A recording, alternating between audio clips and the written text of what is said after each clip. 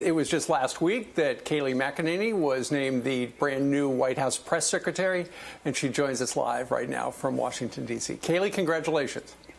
Thank you very much. Well, you're starting your job at a time when there's plenty of news. 2 days ago, the president made it very clear that he was unhappy with the fact that the World Health Organization was pretty much parroting exactly what China was saying regarding the origins of the virus that originated in Wuhan. And now that he has suspended the funding, the Speaker of the House, Nancy Pelosi, put out this statement saying the president's halting of funding to the WHO as it leads the global fight against the coronavirus pandemic is senseless. A weak person blames others, the Speaker says. This decision is dangerous, illegal, and will be swiftly challenged. If I had to guess, I would think she's talking about the fact that Congress appropriated the money, gave it to the administration to give to the WHO, and now they can't stop it, and she's going to challenge it. What's your message to the Speaker?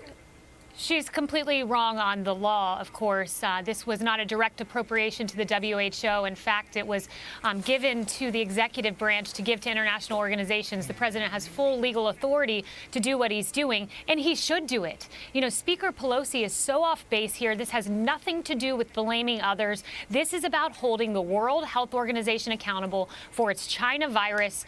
Back on December 31st, Taiwanese officials were warning the World Health Organization that there is human-human transmission with the coronavirus. They did nothing all the way until February 29th. The WHO was opposing travel restrictions, the same ones that Dr. Fauci has said saved American lives. This president took bold action, and there was an international organization that put American lives at risk, and as President Trump said yesterday, very likely caused a 20-fold increase in cases around the world. Our money's not going there. American taxpayer dollars will not fund that. This halt is completely merited.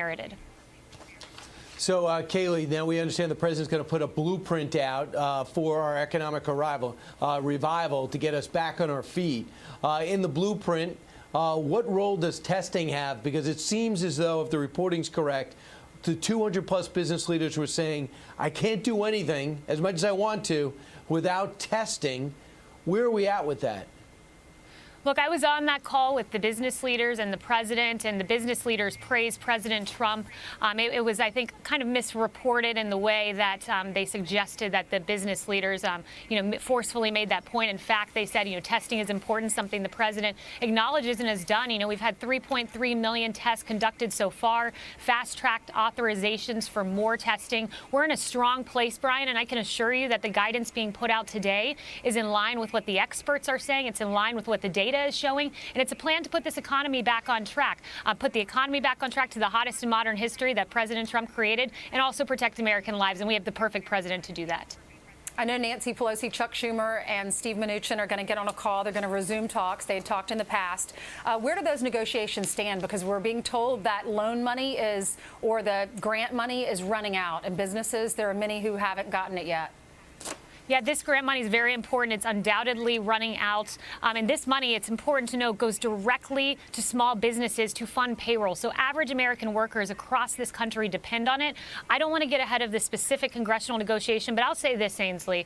This is Democrats yet again not putting the American worker, the American people first. You have Nancy Pelosi, who's standing in front of her expensive ice cream refrigerator on late night television, while you have President Trump in the White House. I'm with him in the Oval Office working tirelessly for the American people. These are the Democrats who held up the funding initially, that $2 trillion stimulus bill. They held it up over a Green New Deal. You had Nancy Pelosi tearing up the State of the Union while President Trump was sounding the alarm about the coronavirus. These Democrats are fundamentally uninterested in working for the American people. They need to get back to Washington, get out from in front of that ice cream freezer, Nancy Pelosi. Come here and work with this president.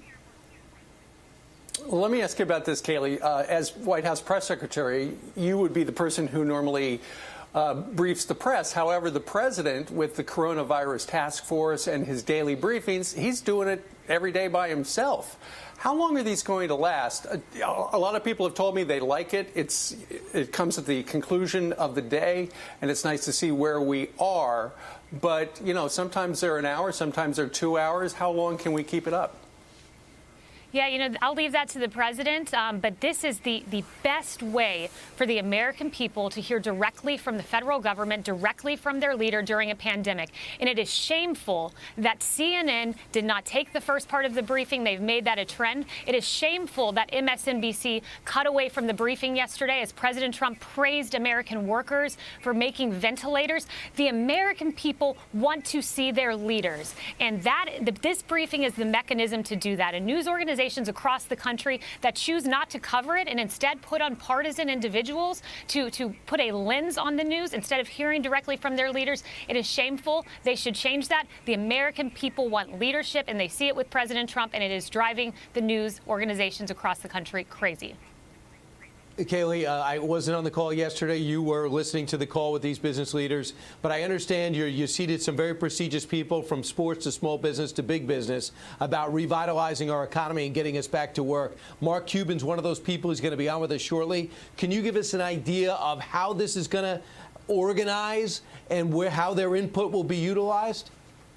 Yeah, I heard the conversation, and look, it was a very candid discussion where people and business leaders from across the country, both political parties, gave their opinion. This is, Brian, this is America coming together. This is putting partisan politics aside, coming together and saying, hey, I'm going to work with you, President Trump. Here are my ideas, and President Trump takes them into council and comes up with the best plan for this country. But I would urge congressional Democrats to do what business leaders across this country from both political parties have done. Put your politics aside. Come together for the American people. That's what I heard on that call yesterday. And I hope Nancy Pelosi and Chuck Schumer will follow the lead of some other members of their party who may not be in Congress but are in the world of business.